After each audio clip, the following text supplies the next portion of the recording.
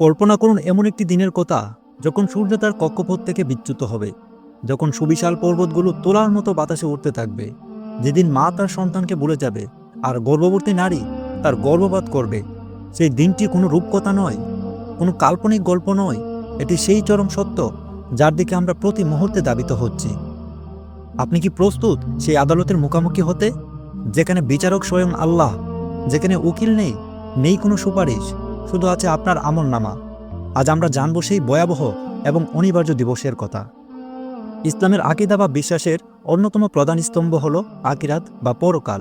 আর এই পরকালের সূচনা হবে কিয়ামত বা বিচার দিবসের মাধ্যমে। পবিত্র কুরআনে আল্লাহ তাআলা এই দিনটিকে বিভিন্ন নামে অভিহিত করেছেন।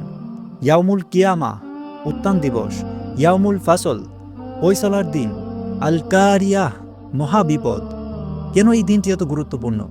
কারণ এটি সেই দিন যেদিন মানবজাতির আদি থেকে অন্ত পর্যন্ত প্রতিটি মানুষ তাদের কৃতকর্মের পূর্ণ প্রতিদান পাবে। দুনিয়ার জীবনে যারা মজলুম ছিল তারা পাবে বিচার, আর যারা জালেম ছিল তাদের মাথা হবে অবনত। বিজ্ঞান আজ ব্ল্যাক হোল বা মহাবিশ্বের ধ্বংস নিয়ে যেসব তথ্য দিচ্ছে, 1400 বছর আগে কোরআন তার চেয়েও নিখুঁত বর্ণনা দিয়েছে।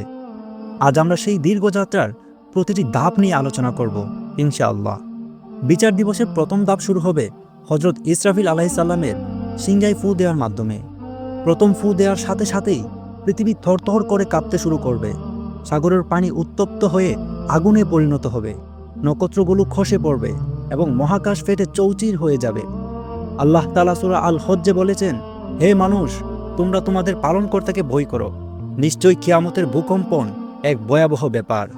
প্রথম ফুৎকারে মহাবিশ্বের সকল জীব মৃত্যুবরণ করবে। সারা মহাবিশ্বে এক দীর্ঘ নীরবতা নেমে আসবে। আল্লাহ ছাড়া আর কেউ অবশিষ্ট থাকবে না।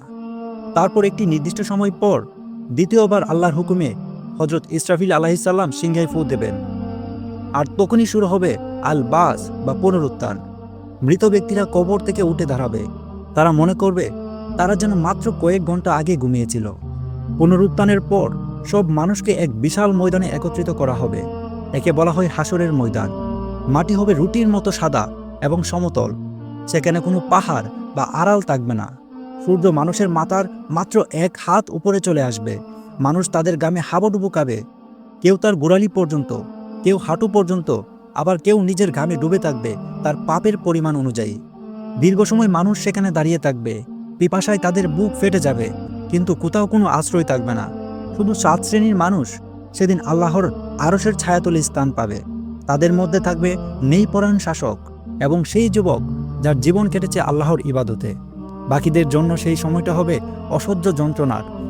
তারা না পারবে এই অসহ্য যন্ত্রণা সহ্য করতে, এবং তাদের আর কোনো মৃত্যুও হবে না।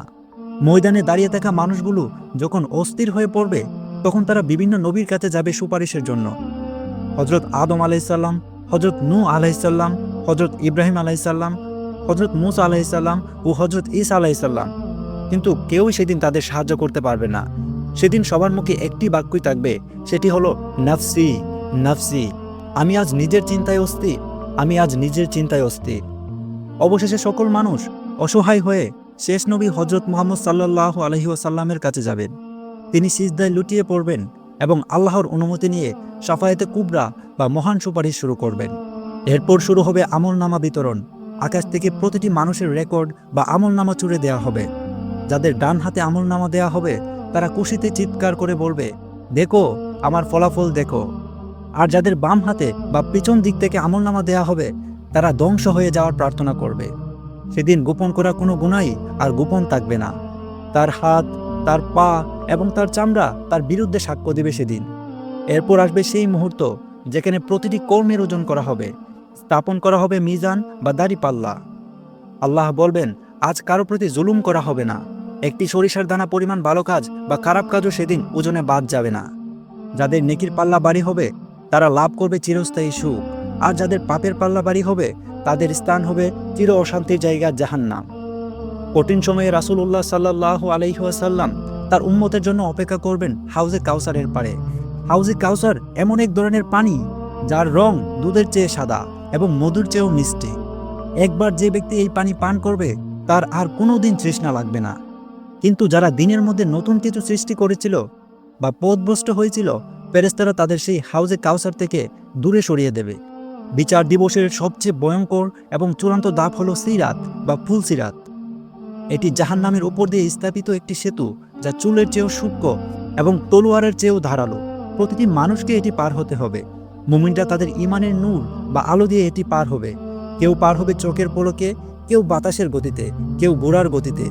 আর যারা পাপিষ্ট এবং কাফির, তারা অন্ধকারে হুচটকাবে। সেতুর দুই পাশে লোহার হুক থাকবে, যা মানুষকে টেনে টেনে নিচে ফেলে দিবে। নিচে জ্বলছে উত্তপ্ত জাহান্নাম। সেদিন জাহান্নামীরা চিৎকার করবে আর বলবে, বাঁচাও, বাঁচাও। কিন্তু বাঁচানোর মতো সেদিন কেউ থাকবে না। আর মুমিনরা যখন সফলভাবে পার হয়ে ওপারে পৌঁছাবে, তারা জান্নাতের সুঘ্রাণ পাবে। সেই মুহূর্তটি হবে বিজয়ের প্রকৃত মুহূর্ত। বিচার দিবস কোনো গল্প কাহিনী নয়, এটি আমাদের গন্তব্য। আজ আমরা যে বিলাসিতায় মত্ত আছি, যে অহংকারে মানুষকে ছোট করছি, তার হিসাব একদিন দিতেই হবে। মৃত্যু আমাদের যে কোনো সময় গ্রাস করতে পারে।